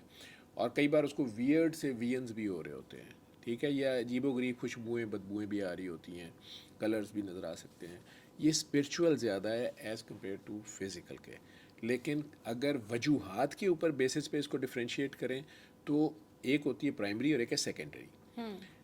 प्राइमरी का डॉक्टर्स को रीज़न नहीं पता कि ये क्यों होती है, वो बर्थ के बहुत पहले साल से भी शुरू हो सकती है। एक तो होती है कि छोटे बच्चों को बहुत ज़्यादा बुखार हो तो उससे भी फिट्स पड़ जाते हैं, बाद में जो वो बड़े होते हैं फिर उन्हें बुखार से नहीं पड़ते। लेकिन छोटे बच्चों को इसीलिए जब उसका 100 से भी ऊपर बुखार गया तो वो कहते हैं कि गीला तौलिया ले और उसके जिस्म पे फेर दें। माएँ हमारे मुल्कों में डरती नमूनिया हो जाएगा, नहीं तो और पंखा चला दें हल्का, तो उसको उसका बॉडी टेम्परेचर 100 से या 101 से ज़्यादा ना जाने दें, नहीं तो उन्हें फेब्राइल फिट्स पड़ सकते हैं। बड़े होकर खैर उसे वो कोप कर लेते हैं, वो ट्रू एपिलेप्सी नहीं होती। लेकिन एक है कि उसके ब्रेन में स्ट्रक्चरल डैमेज है, उसके ब्रेन में पैदाइश के अंदर अंदर कोई सिस्ट है, कोई ट्यूमर है, रसौली है, ठीक है, ब्रेन पूरा डेवलप नहीं हुआ, कई बार अंदर अजीबोगरीब किस्म की उसके स्ट्रक्चर्स रह गए, उससे शॉर्ट सर्किटिंग होती है। नॉर्मल जो ट्रैफिक चलनी है सिग्नल्स की, आगे से कोई स्कार है, उसको इन्फेक्शन हो गई, गर्दन तोड़ बुखार हो गया था, ठीक है, एनसेफलाइटिस या मेनिंजाइटिस हम उसे बोलते हैं, टीबी भी ब्रेन में चले जाती है, कोई और, या रेशा पड़ गया ब्रेन में, कान से चला गया, उन लोगों में वो पुराना जो ज़ख़म रह गया वहाँ से शॉर्ट सर्किटिंग होगी तो उसे फिट्स पड़ सकते हैं या रसौली से पड़ सकती है। ये है सेकेंडरी सीजर्स। या चोट लगी, सर पे चोट लगी थी, अंदर खून जम गया, हो सकता है। लेकिन बहुत ज़्यादा रेशो ऐसों की है जिसे प्राइमरी एपिलेप्सी कहते हैं, और कुछ फैमिलीज़ में वो ज़्यादा होती है। डॉक्टर्स को नहीं रीज़न पता अभी भी कि उसकी क्या जेनेटिक बेसिस है, लेकिन उसको अचानक सीजर शुरू हो गए या लेटर ऑन एज पे हो गए या टीन एज में ज़्यादा आके इसलिए भी हो जाते हैं कि उधर से हार्मोन्स आ रहे हैं, उधर से स्ट्रेस आ रही है, उधर से नया नया इलम आ रहा है, उसके बारे में उसको वो बता नहीं पा रहा, किसी से वो खाम खा गिल्ट का शिकार हो रहा है, स्ट्रेस आ रही है, सोचें आ रही हैं, ज़्यादा सोच के वो स्ट्रेस में गया, उसको फिट्स पड़ गए, दंदन पै गई जी, दौरा पै गया जी, जिसे बिल्कुल करते बिल्कुल हैं। ऐसी चीजें आम होती हैं। पब्लिक कहती जिन्न आ गया, भूत आ गया, जादू हो गया, किसी ने कुछ कीता कराया, उसमें उसकी अपनी सोच भी, घर का माहौल भी, इर्द गिर्द सोच भी। एक बात याद रखें कि हम इंसान भी, हमारे जो सोच की लहरें हैं वो भी दूसरों के ऊपर इम्पैक्ट करती हैं, और बच्चे चूँकि वल्नरेबल होते हैं तो वो ज़्यादा इम्पैक्ट ले जाते हैं। एक ज़्यादा स्ट्रॉन्ग स्पिरिचुअल पर्सनैलिटी के पास बैठ के भी बच्चों को फिट्स पड़ते हैं। फिर कई एक्सटर्नल स्टिमुलसेस हैं, टीवी देखते हुए कुछ बच्चों को फिट पड़ जाता है, कार्टून्स में ऐसे फिल्म्स हैं जिससे होता है, रोकी जाती हैं बड़े मुल्कों में, वो ड्रामा, वो सीरीज़ पूरी बंद कर दी जाती है, क्योंकि उसमें फ्लिप्स और वो जो जिस तेज़ी से लाइट मूव कर रही होती है उसके ब्रेन को तेज़ी से, वो जितनी स्पीड पे स्टिमुलस जाता है वो उसे कोप नहीं कर पाता, तो वो फिट में चला जाता है। ओह। तो मल्टीपल फैक्टर्स हैं इसमें, ठीक है। स्पिरिचुअल बेसिस इसकी जो बाद में इंसान निकाल लेगा, जो मेरा ज़ाती ख्याल है, मैं आज उसको बस मैं कह देता हूँ, आई माइट बी रॉन्ग, ठीक है। मैं माओ को कहता होता हूँ कि खाम खा इनके ऊपर आप हर वक्त फूका ना करें पढ़ पढ़ के, या इनके पास बैठ के ना फूकें, ठीक है, ना पढ़ें, स्पेशली जिस बच्चे को फिट पड़ता है बार बार, अच्छा। और इसको यहाँ से आज़ाद कर दें। वो माँ का खौफ होता है कई बार जो बच्चे को डरा देता है, उसको फिट पड़ जाता है। वो माँ पढ़ी जा रही है अल्लाह का कलाम और नापाक हालत में है, या अंदर खुद दूसरों के लिए गंद और नफ़रत है, या उसकी सोच ऐसी है, तो वो बच्चा उससे अटैच्ड है। यूँ समझ लें कि एक पेरेंट कंपनी सर्वर है और उसकी एक सिम है, पीछे से ही सिग्नल ज़्यादा या कम आ रहे हैं, वोल्ट्स कम और ज़्यादा आ रहे हैं, तो आगे सिम ने भी कांपना शुरू, परफॉर्मेंस उसकी ख़राब हो जाएगी। ये इलेक्ट्रोमैग्नेटिज्म का खेल है, उसमें कुछ ऐसी वेव्स हैं जिसे शायद इंसान अभी भी नहीं जानता और आगे जाकर डिटेक्ट करेगा। तो इसमें कई बार इंटरनल स्टिमुलसेस होते हैं, कई बार एक्सटर्नल होते हैं, कुछ डाइट्स की भी इम्बैलेंस के साथ, कुछ इलेक्ट्रोलाइट्स के इम्बैलेंस के साथ, और 10 और 20 के दरमियान आपकी बॉडी और ब्रेन में पर्टिकुलरली डोपामीन और सेरोटोनिन भी अब आ रहे होते हैं। इनका क्या रोल है? ठीक है, डोपामीन बेसिकली स्टिमुलेंट है, इसने आपको नए नए एक्सपेरिमेंट करने पे, उभारने पे, एक्साइटमेंट पे, ये भी देखूं वो भी देखूं, ये क्या है वो क्या है। सेरोटोनिन बाद में डेवलप होना शुरू करती है, नेचर का निज़ाम है। सेरोटोनिन आपको एहतियात सिखाती है, सेरोटोनिन आपको इनहिबिशंस लगाती है, ये नहीं करना, नहीं नहीं नहीं, ये किसी की बहन है, मेरी भी बहन है, नहीं मार पड़ेगी, ठीक है। ये दोनों का बैलेंस जो है वो आपकी पर्सनैलिटी डेवलप कर रहा होता है। बिल्कुल ठीक। तो आपको बाहर से बताया भी जा रहा होता है डूज एंड डोंट्स, प्लस आपके अपने अंदर भी बिल्ट इन होता है, प्लस आपके अंदर अब ख्वाहिश भी है ना, तलब भी है, चाहत भी है, चाहे वो किसी भी चीज़ के एक्सपेरिमेंट किया है, लेकिन उसके साथ आप प्लान ये भी करते हैं कि यार इसमें फेलियर ना हो, या पकड़ा ना जाऊँ, ठीक है, या चोट ना लगे, या नुकसान ना हो। कोई भी इंसान नहीं ना ये चीज़ें चाहता। तो ये डोपामीन और सेरोटोनिन का इसमें बहुत रोल है। जब ये इम्बैलेंस हो जाता है, वहाँ से आप लोग बाइपोलर डिसऑर्डर्स और शिज़ोफ्रीनियाज और प्लस हार्मोन्स का भी, उसके उन इन इस सारी थॉट प्रोसेस का, और इन सारे इन्हें कहते हैं न्यूरोट्रांसमीटर्स, ये केमिकल्स है ब्रेन के अंदर। ठीक है। तो साइकेट्रिस्ट वो ऐसी दवाइयाँ फिर देता है या देने की कोशिश करता है कि इस बैलेंस को रीगेन करे। अभी तक ऐसी कोई दवाई बन नहीं सकी जो 100% नेचुरल बैलेंस पे ले आए। तो मैं मैक्सिमम कोशिश करता हूँ कि 10 और 20 साल के बच्चे को मेडिसिन ना दी जाए, और यूरोप और अमेरिका में भी यही प्रैक्टिस है। अच्छा। मेडिसिन पे उसको ना लगाएं या नशे पे उसको ना लगाएं। मतलब डॉक्टर वही ट्रैंक्लाइज़र दे तो वो हलाल है, वो खुद बेचारा सब्सटेंस यूज़ कर ले तो वो हराम है, हो वही खेल रहा है, ठीक है।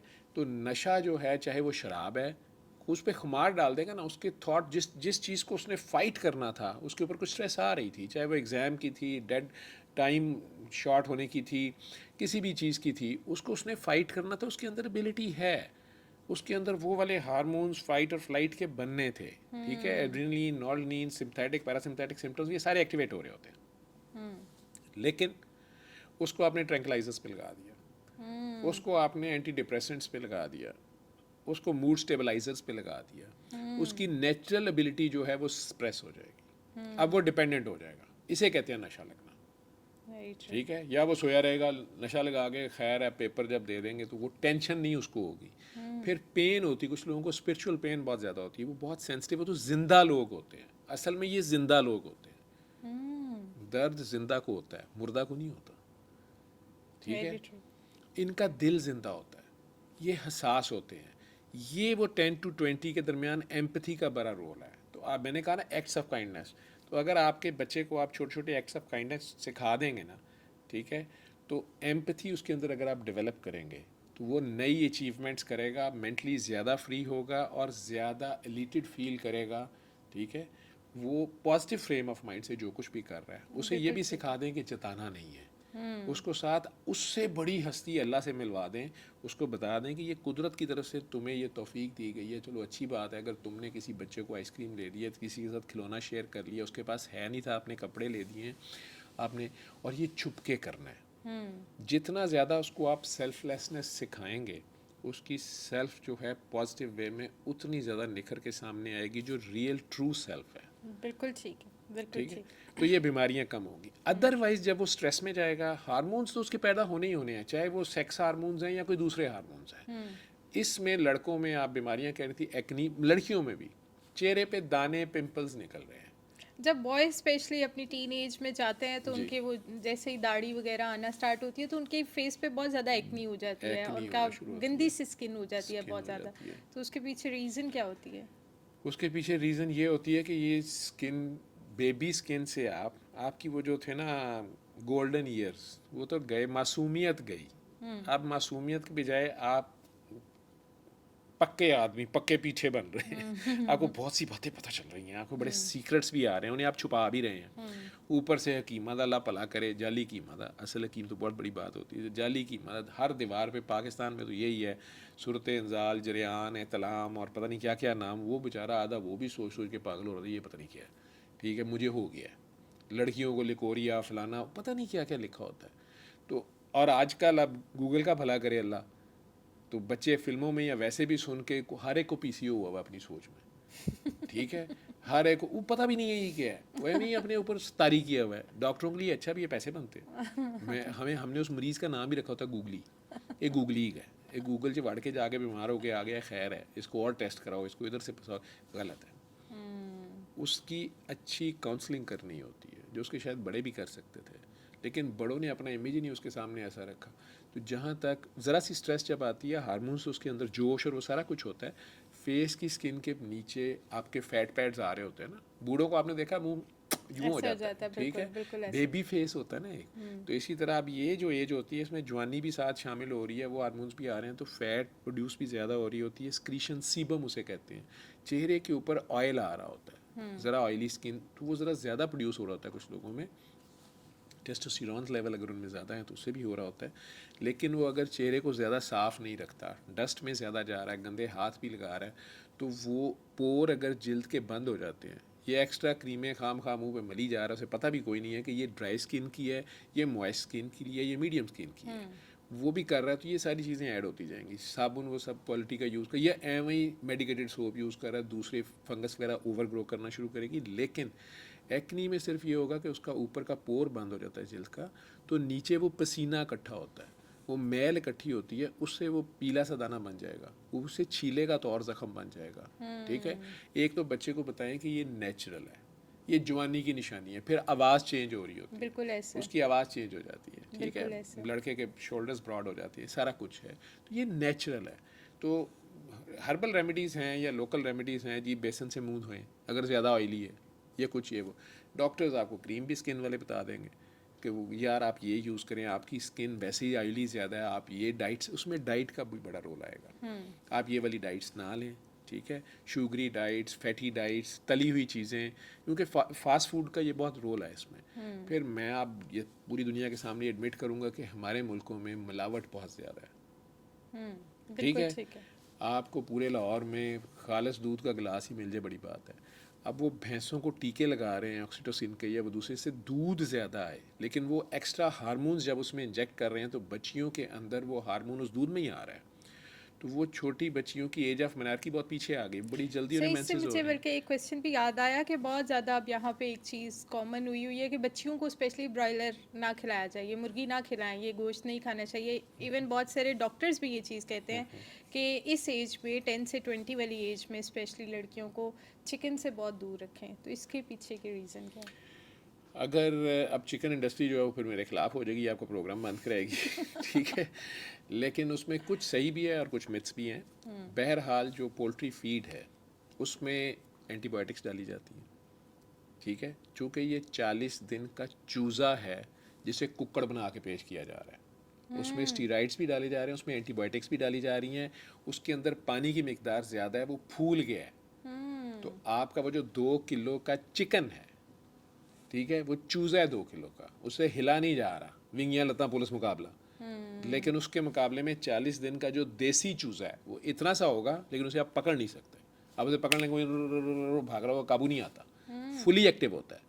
उसका गोश्त खाने वाला और इसका गोश्त खाने वाला उसी तरह की प्रोडक्ट होगी, तो उसमें हार्मोन्स और वो चीज़ें शामिल होती हैं।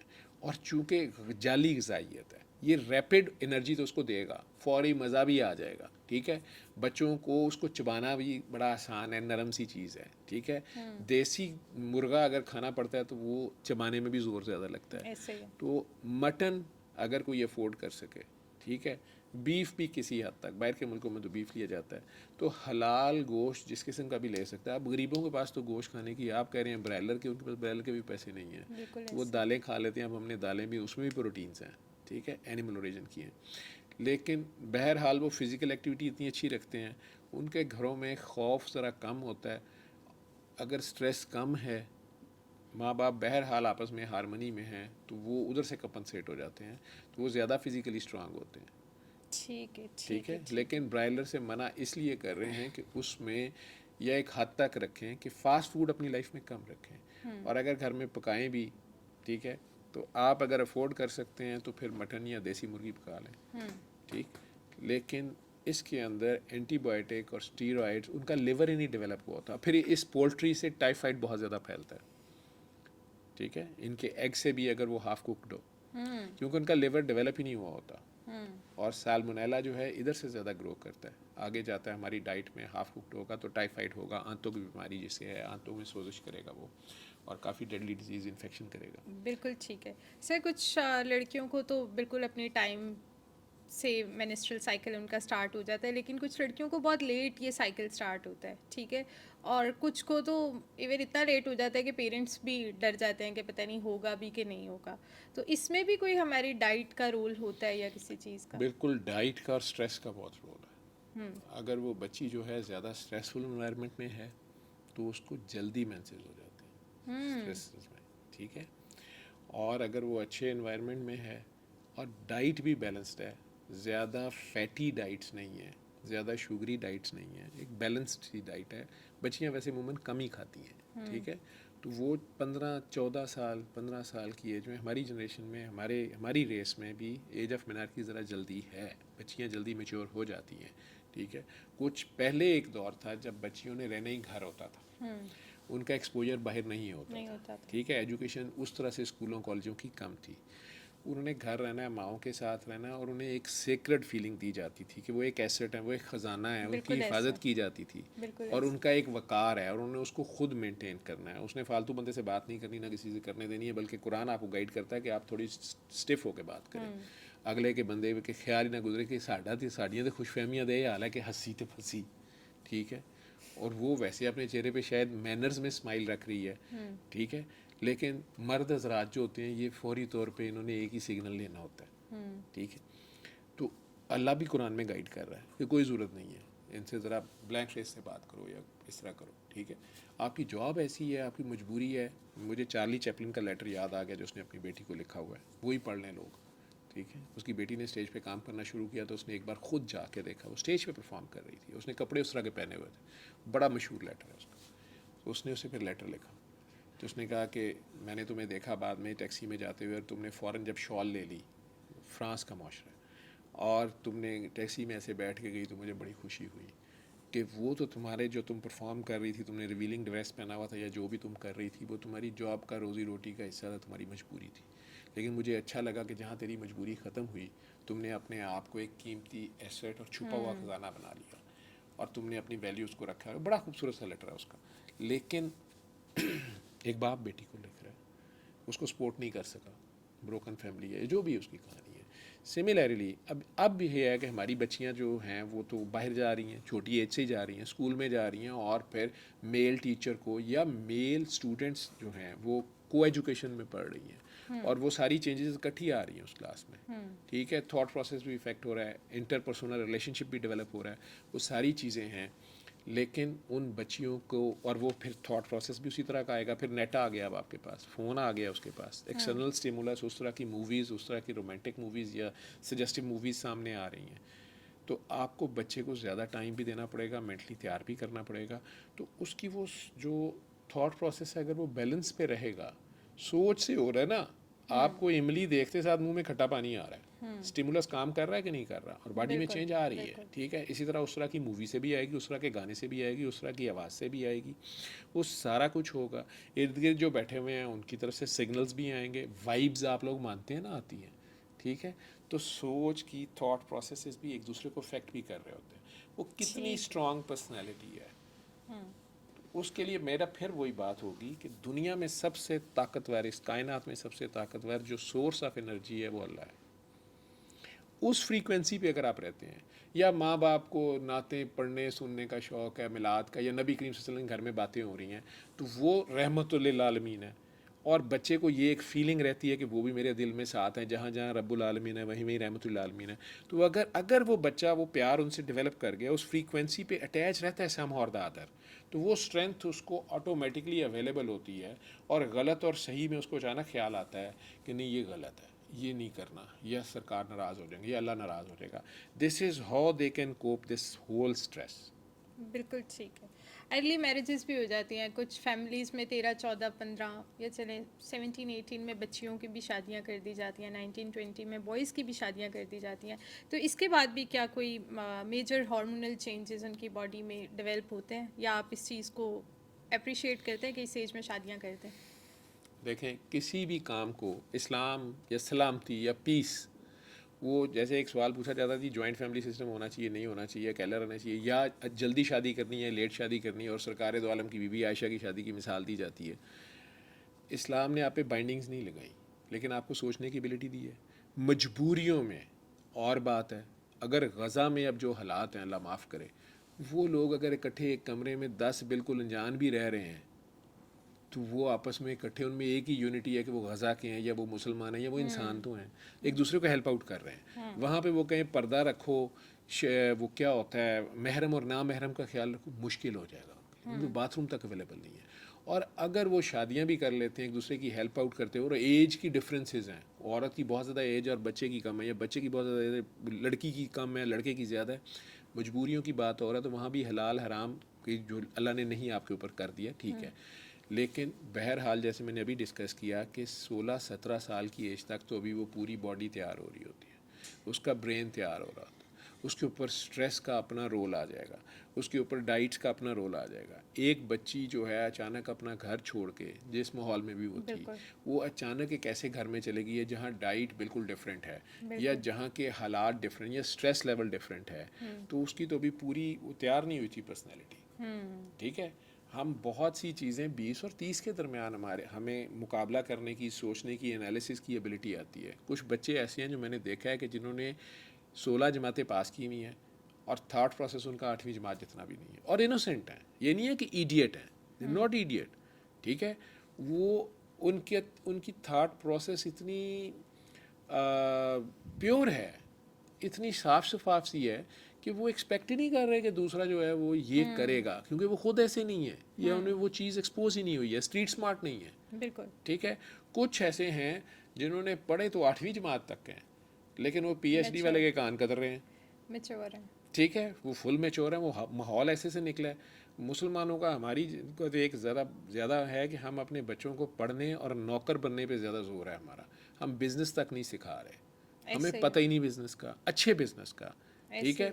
मुसलमान ताजरों की मशहूरियाँ हैं कि ट्रेडिंग जो उन्होंने की और पूरी दुनिया में जी इस्लाम उनके थ्रू फैला, उनका करेक्टर प्लस उनकी ट्रेडिंग एबिलिटी वो हमने लूज़ कर दी। हम इंडिया पाकिस्तान में थे, हम वैसे बादशाह थे ये बरे सगीर में, ठीक है, ज़्यादातर स्टेट्स मुस्लिम्स के पास थी, लेकिन हिंदुओं और को एग्जिस्टेंस बहुत खूबसूरत थी, वो सारा कुछ था, लेकिन ट्रेडिंग भी थी, सारा कुछ उस वक्त चल रहा था।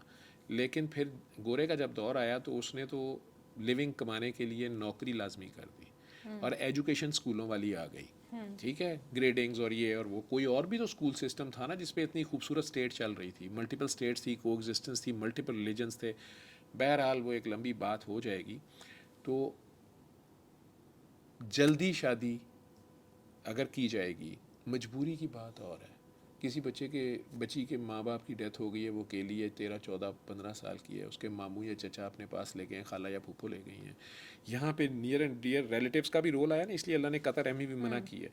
और फिर उन्होंने अब उसी घर में रखना है, और अगर उन्होंने अपने बेटे या बेटी से उसकी शादी कर दी है, जल्दी कर दी है उन लोगों को, तो उन बड़ों को ये भी साथ देखना है कि अब इन्हें अभी स्पेस देनी है। हमने उन्हें, अगर हमारी आज मैं कौम को मैसेज देना चाहूँगा, आप लोगों की हसरतें हैं कि हज हो जाए, उम्रा हो जाए, नमाज हमारी 5 वक्त कायम हो, रोज़े रखें रमज़ान के, सारी बातें, शादी जो है ये कायनात का सबसे बड़ी इबादत है, ये सेलिब्रेशन का मौका है कि अल्लाह ने आपको इतनी बड़ी इबादत का मौका दिया, ये अल्लाह का हुक्म है, नबी की सुन्नत है निकाह, तो उसमें उनको हेल्प आउट करें, सेलिब्रेट करें उस खुशी से, जिस तरह हज को सेलिब्रेट करते हैं आप, लेकिन उसकी सेंक्टिटीज़ का ख्याल रखें और उन्हें ये एहसास दिलाएं कि ये सिर्फ सेक्स और बच्चे पैदा करना नहीं है, बल्कि ये टोटल एक यूनिट ऑफ द सोसाइटी को डेवलप करना है, एक नया सेल बन रहा है जो बेसिक यूनिट ऑफ सोसाइटी है। उसमें वो दोनों मेन बिल्डर्स हैं, चिड़िया और चिड़ा जो हैं, या वो दोनों पार्टनर्स जो हैं, या लाइफ पार्टनर्स जो हैं, तो उन्हें बड़ों का काम है कि उन्हें थोड़ी ब्रीदिंग स्पेस भी दें और उन्हें गाइड भी दें और पॉजिटिव वे में दें, उन पर इम्पोज ना करें कि हम ऐसे करते थे तो फिर ऐसा ही तुम्हें करना पड़ेगा। उनके ज़माने के चैलेंजेस और हैं, ठीक है। अगर वो दोनों आपस में खुश हैं कि अभी हमने फैमिली नहीं शुरू करनी या हमने ये करना है, आप उन्हें थोड़ा टाइम दें, उन्हें बता दें कि बेटा अननेचुरल ना आ जाओ, ठीक है, या थोड़ा ठीक है अच्छी बात अभी एजुकेशन कंप्लीट कर लो, उसमें भी माएँ और बाप हेल्प कर सकते हैं, सबसे पहले वही मशवरे दे सकते हैं। अर्ली तो मैरिजेस ना कैसे बहुत हेल्थ अर्ली वाइज मजबूरी में हो गई तो ठीक है, अदरवाइज अगर आपने, अब बच्ची अभी 14 साल 15 साल की थी, अभी उसकी पेल्विस भी पूरी डेवलप नहीं हुई, आपने उसकी शादी कर दी और फिर बेबी भी पैदा करने वाली हो गई। अच्छा, अगर शादी कर दी जाए तो उस पर तो लिबरल खवातीन या एंटी रिलीजन जो मैं कह दूं कि जी जायज़ है शादी, तो मेरे ख़िलाफ़ हो जाएंगे। अगर वही 12 साल की लड़की सेक्स करके, अर्ली सेक्स करके और अबॉर्शन करा रही है तो वो जायज़ है, वो भी गलत है, बिल्कुल गलत, ठीक है। तो वो गाइड करना पड़ेगा ना। आज भी अमेरिका में आज भी ये फैसला नहीं हो पा रहा ना जी कि अबॉर्शन राइट्स देने हैं कि नहीं देने हैं, कभी उनकी कोर्ट्स ये फैसले दे रही हैं, कभी वो दे रही हैं। अभी इलेक्शन सिंबल, एक इलेक्शन का एक मेन उनका मोटो एक पार्टी का कुछ और एक पार्टी का कुछ है, ठीक है। अल्लाह ने हमारे ये फैसले पहले से कर दिए हुए हैं, वो नेचर के मुताबिक है, इस्लाम नेचर का रिलीजन है, तो उस नेचर को फॉलो करना पड़ेगा। मजबूरी होगी है तो और बात है, नहीं तो 17, 18 साल की एज इज़ गुड थिंग। उसके बाद अगर शादी हो जाती है, इसको अर्ली ना समझें, लेकिन उन बच्चों को बता दें। और अभी भी उन्हें एजुकेशन तो आप पीएचडी कर सकते हैं, आप पोस्ट डॉक्टर कर सकते हैं, आप जो मर्ज़ी करते रहें, लेकिन वो दोनों आपस में कोएग्जिस्टेंस भी सीखें, उनको उसकी ज़िम्मेदारी, अच्छी बात है अगर आप माँ बाप हैं उन्हें बताएं, लेकिन अगर वो चाहते हैं, अगर बच्चे ही कहते हैं कि नहीं हमने 18 साल की उम्र में नहीं मामा मेरी शादी कर दें, हमारी कर दें शादी, ठीक है। कई बार आपका बेटा या बेटी आपको बता रहा होता है कि मैं स्लिप ना हो जाऊँ, या मेरे अंदर डिमांड ऐसी है, या गलत ना हो जाए मेरे से कुछ, मेरा रोज़ा ना टूट जाए, तो आप कर दें, तो फिर आप कर दें, आप देखें उसमें। और हाँ देखें, सारी चीज़ें देखनी पड़ती हैं, वो आप देख लें और बच्चों को उसमें हेल्प आउट कर दें। इसके बाद हेल्थ वाइज सर, मतलब कोई अगर बीमारियां, एज में मतलब कोई अगर वो नेचुरल प्रॉब्लम, शादी कोई करते हैं हार्मोनल 18 पे दिक्कत, आके, तो फिर तो कोई बीमारी उसको नहीं होती, कोई मसला नहीं उसके होता, वो नेचुरल है सारा, ठीक है। लेकिन मैंने वही कहा ना कि अगर 10-12 साल की एज में वो सेक्स ही कर लेता है, तो उसकी बॉडी की डेवलपमेंट पे बड़ा और साइकोलॉजिकल इम्पैक्ट उस पर बहुत ज़्यादा आएंगे, ठीक है। और वो पूरी एक खाना जो है वो पूरा कुक होने से पहले आप सर्व कर दें तो फिर जो उसके साथ उस डिश का हशर होगा, चखने का तो सारे चख लेंगे, फिर छोड़ भी देंगे। अब वो कैसे लेफ्ट आउट फील करेगी या करेगा, ठीक है। तो वो जब तक पूरा डेवलप नहीं होता तो वो फिर साइकोलॉजिकल सिकनेसेस ज़्यादा आती हैं उसमें, और हार्मोनल इम्बैलेंसेस भी उसमें होंगे, ठीक है। और उसमें उसका थॉट प्रोसेस भी, अब उसको बाद में ये लगेगा कि जी मैं तो बच्चा था तो ये मुझे मना कर देते। ये सारी की सारी पेरेंटिंग का भी रोल है ना, ये वो एज है जहाँ पे पेरेंट्स का रोल है।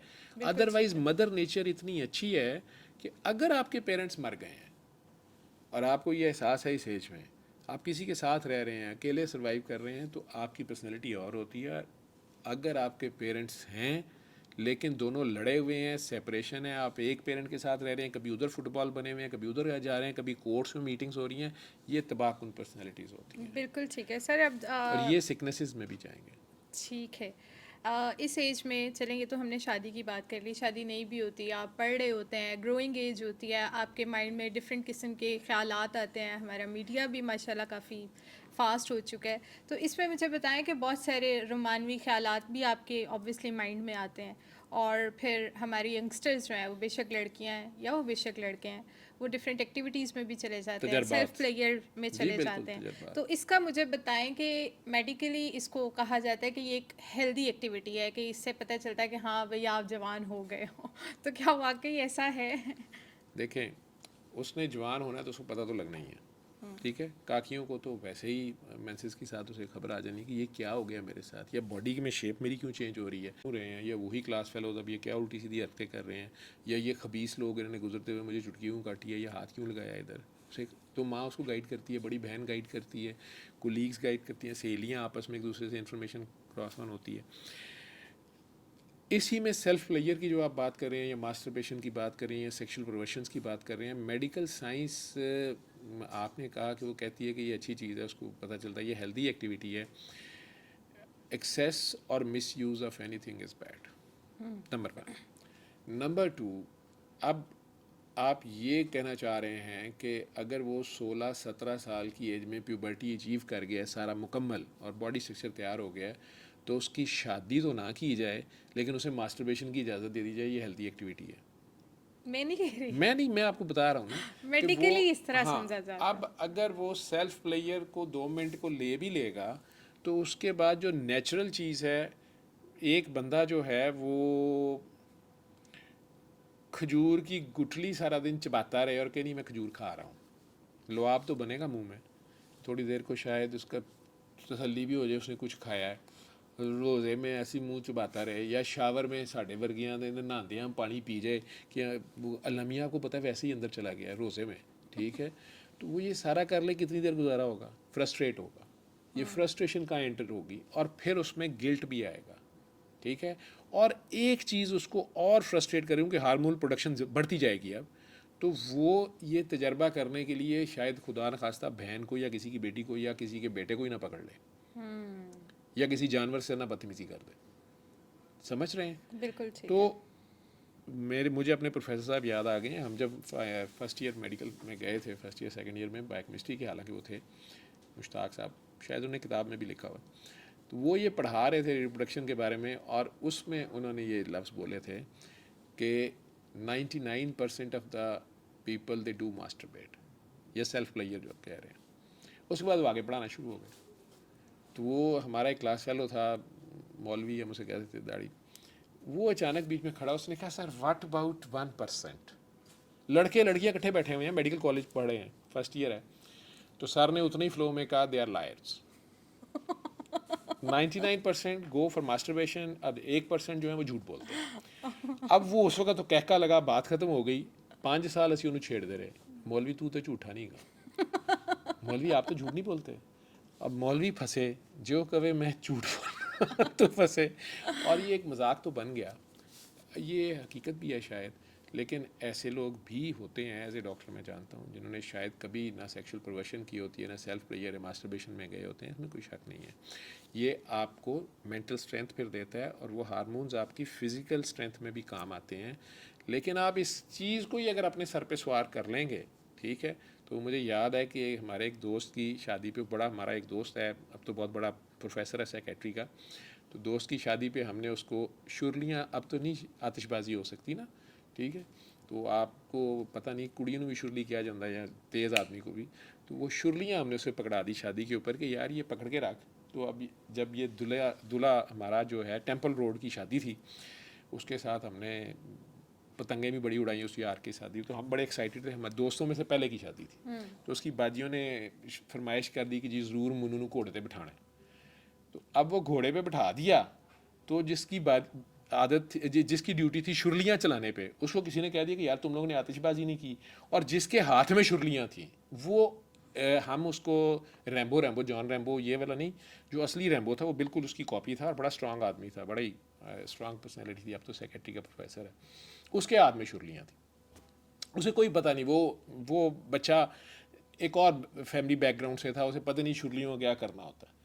तो उसको पकड़ाई हुई थी, किसी ने कहा था कि ध्यान से रखी इसमें बारूद है और ये इधर उधर ना कहीं छोड़ दी, और इस तरह करके उसे बताया था, और बड़ी अच्छी वाली शुरलियाँ थी, यह आतिशबाजी का सामान था। और जिसने लगानी थी वो शेख साहब जड़े ने वो शरारतियों के DIG हैं, ठीक है। अब उसे कहता है कि ध्यान ना फड़ के रखी, ये नहीं उसे बताया कि ये करके छोड़नी है, और वो पकड़ के उसने जो उसके पास छोटी सी मशाल थी या क्या थी उसके साथ साड़ियों को कटी आग लगा दी, ठीक है। और ऊपर से घोड़े के पास खड़े हैं ये, उधर दूल्हा घोड़े पे बिठा दिया, ठीक है, उधर गाना चलता पे है, वो ट्यून चल पड़ी वीर मेरा घोड़ी चढ़िया, ठीक है, इधर शुरलियों को आग लगाई, उधर से उसे कह दिया कि ध्यान ना पड़ी, उसने फुल जोर से पकड़ ली। अब वो छोड़नी थी, वो साड़ियों को आग लगी, अब वो उसका बाजू धन धन धन वो छोड़ नहीं रहा। थोड़ी देर बाद हालात, घोड़ा छलांगे मार रहा है, थोड़ी देर बाद पता कि दूल्हे को किसी ने कैच किया है, घोड़ा चंद बरातियों के ऊपर से भाग गया है, और हमारा दोस्त जो था उसका उसी धुएं में से चेहरा जब बरामद हुआ, आज तो वो वीडियो पड़ी होगी, तो उसने जो कोट पहना हुआ था वो इतना गायब था, ठीक है। शुरलियाँ ने खाली जो काने थे वो उसने जले हुए पकड़े थे, बड़ा कहते देख लो एक भी नहीं छड़ी। तो आज तक कदी कदी छड़नी भी होती है, ठीक है। तो बच्चे स्ट्रीट स्मार्ट होने भी चाहिए। और दोस्त जो हैं आज भी मेरे लिए, वो जो मेरे दोस्त हैं, मेरा इंप्रेशन तो लोगों के सामने सूरा रहमान का स्पिरिचुअल मेडिसिन का प्रोफेसर या शायद कोई बड़ा ही नेक आदमी होगा, लेकिन ये जो मेरे यार हैं ये आज मेरी स्ट्रेंथ है, जहाँ भी दुनिया के कोनों में बैठे हुए हैं। ये जो शरारतें हैं, ये जो कुछ भी हमने टाइम गुजारा, मुन्नू की शादी तो हो गई और रात को वापस भी ले आए, और घर वालों को गुस्सा हमारे पे बड़ा था जो कुछ भी हुआ था, तो उन्होंने बारात लड़के को आते साथ अंदर घुसेड़ के टेंपल रोड पे, तो उन्होंने कहा अब सब तुम लोग घर जाओ। अंकल प्रोफेसर थे के के, तो उन्हें पता था कि ये बड़े लिफ्ट, इन्होंने कम अब कोई और कारनामा ना कर दें, तो उन्होंने गुस्से में हमें कह दिया कि तुम सब घर जाओ। उसका कमरा बिल्कुल ऊपर था, तो फिर हमने गाड़ी वहीं खड़ी, हमारी गाड़ी पंक्चर हो गई, ठीक है, पता नहीं बाहर निकल गई उसमें से, तो अंकल बाहर आए भी, उन्होंने कहा कि अंकल वो कोई नहीं, हम बैठे, वो ना टायर पंक्चर लगवाने गया तो हम जाते हैं। तो अंकल ने फिर गुस्से से दरवाज़ा बंद किया, क्योंकि उन्होंने कहा हमें कुछ नहीं था। तो फिर वो अंकल चले गए, तो उस गली में जो ही ऊपर वाले कमरे की लाइट ऑन हुई, तो वो उस गाड़ी में बड़ी देर गाना चलता रहा, टार्ज़न माय टार्ज़न। उसने जब तक ऊपर से गालियाँ नहीं दी खिड़की खोल के, हमारा पंक्चर नहीं लगा। वेरी नाइस, ठीक है वेरी ना जी। नाइस। तो हमारी टीन एज की ये शरारतें हैं। हम उस माशाल्लाह। वक्त नए नए डॉक्टर बने थे, बन रहे थे, फाइनल ईयर था हमारा। तो ये सारी भी चेंजेस हैं, ये भी बीमारियाँ, दोस्त भी बीमारियाँ होते हैं।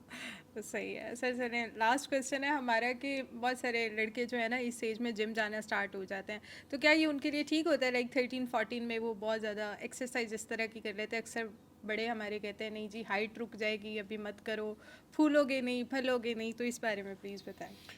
15-16 से तो ज़रूर उसे एक्सरसाइज करनी चाहिए। उससे पहले बाकी स्पोर्ट्स भागम दौड़ वाली उसे ज़रूर करनी चाहिए। और जिम अगर वो जाना शुरू करता है तो 17-18 से वो शुरू कर दे।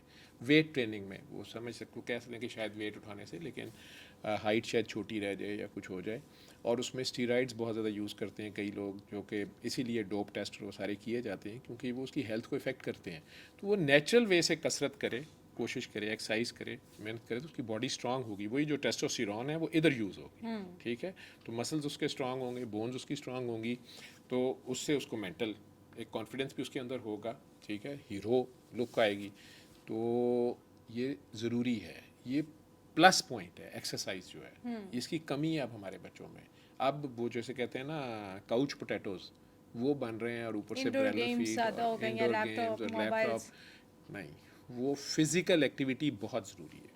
बिल्कुल ठीक फिज़िकल है, एक्टिविटी बहुत ज़रूरी है। बिल्कुल और ठीक उसमें है। वो एक्सरसाइज करते हैं। हाँ, वो खाम खा के सप्लीमेंट्स ऐसे ना लें जिसके साथ उनकी बाद में हेल्थ इफ़ेक्ट हो।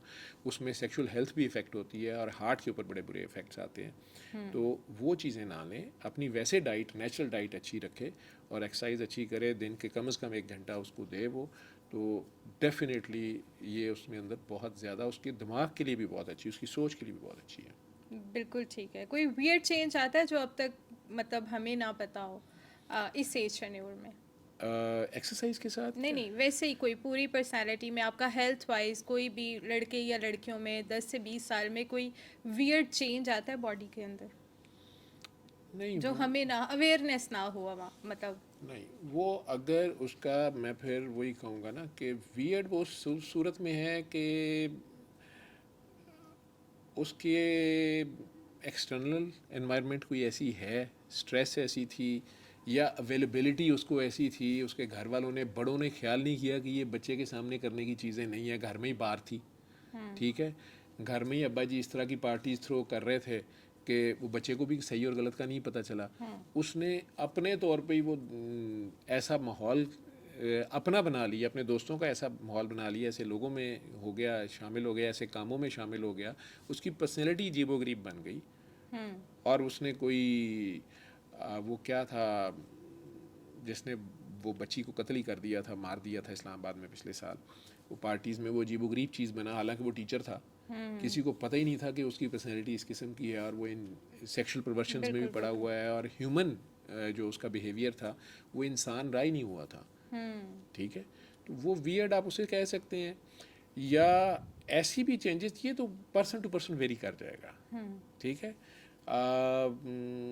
माइकल जैक्सन को क्रेज़ हो गया कि मैंने, बच्चा था वो या यंगस्टर था इसी एज में, तो उसे क्रेज़ था कि मैंने डिफरेंट नज़र आना है, मैंने अपना रंग भी चेंज करना है, ये है कुन फयकून अचीव करने की कोशिश, ठीक है।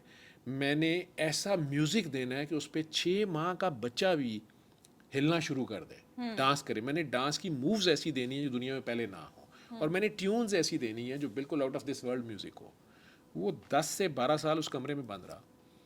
उसकी माँ कहती है कई बार मैं ट्रे जो खाने की रख के जाती थी तो कितने घंटों के बाद भी वो खाना ठंडा हो गया, ख़राब हो गया होता, उसने खाया नहीं होता, तो वो अपने चक्कर में पड़ा होता था। और पूरे मोहल्ले का वो एक मजाक था, पूरे अपने बहन भाइयों में वो एक मजाक था कि इसने क्या तोप चलानी है, ठीक है। और इस एज वाले बच्चों को फ्री छोड़ा भी इसलिए नहीं जाता कि ये लूज़ कैनन है, कितने भी ना चल जाए, ठीक है। लेकिन उस बंदे ने अपनी उस कन्विक्शन को नहीं छोड़ा, और 10 साल के बाद या 12 साल के बाद आखिरकार उसने ऐसा म्यूज़िक दिया, थ्रिलर या जो भी था, बिल्कुल। कि वो आज भी 6 माह के बच्चे के पास लगा दें, जिस मर्जी मज़हब का और जिस मर्जी नस्ल का, ठीक है, या 70 साल के बाबे के पास लगा दें, तो एक बार वो हिलना तो शुरू कर देता है ना, बिल्कुल ठीक सही है। बिल्कुल सही है अपना रंग भी उसने चिट्टा कर लिया, बिल्कुल ऐसे। उसने शक्ल भी अपनी ब्यूटीफाई कर ली, ठीक है। लेकिन इस सारी एक्सट्रीम पे जाके वो वियर्ड सी जो भी चीज़ बना, उसने पैसा भी बना लिया, ठीक है, लेकिन मौत को भी नहीं शिकस्त दे सका। और दूसरी चीज़ जो हुई कि वो जो पर्सनैलिटी, इस सारे को अचीव करके भी उसे पीस नहीं मिला, उसे सुकून नहीं मिला, और आखिरकार वो जिस मौत मरा, या सुइसाइड हो गया, या जो भी उसकी हालत हुई, वो उस सारी एक्सट्रीम रास्ते पे चलते हुए वो जो सच्चा प्यार नहीं मिला ना, वो जो रब से ताल्लुक़ नहीं बन सका ना, बिल्कुल सही है। ठीक है, वो डेफिशिएंसी थी जो उसको सुकून सिर्फ अल्लाह में है। बिल्कुल ठीक है। Thank you so much sir.